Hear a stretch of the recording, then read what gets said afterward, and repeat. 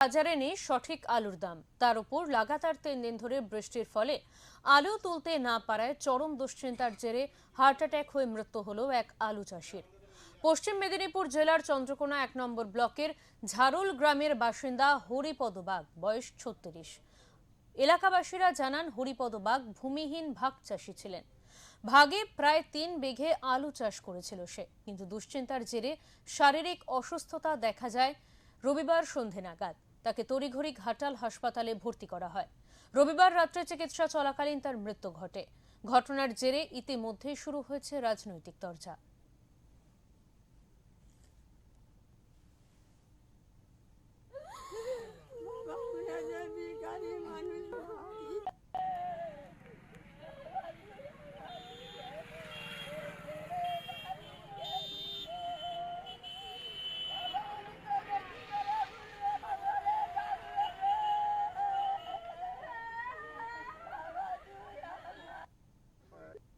আমি ধার দেনা করে আলু চাষ করেছিলাম।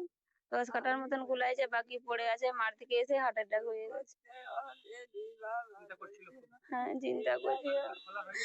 না, একটা যাও আলু গুলা হয়নি জলে বুঝে যে নষ্ট হয়ে গেছে গো। আমরা ভাগে জমি চাষ করি গো, পরের একটা যাও জমি জায়গা নাই গো।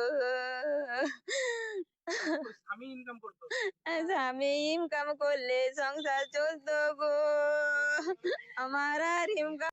আমার চেনা খুব শান্ত বাবা, চাষবাস খুব কমই করে। এবছর কি হয়ে গেল জানিনি বাবা, বারণ করেছিল তবুও চাষ করলো। করে এবার আলু খুলতে পারেনি। যে যার সব তো আলাদা ভিন্ন, বলো কত কষ্ট সংসারে, একা কাটুন।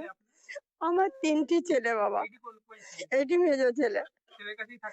না, আমরা সবাই ভিন্ন আছি বাবা, যে যার ভিন্ন, যে তার সংসারে যখনের যার যুগ। সত্যি কথাই বলছি আমি।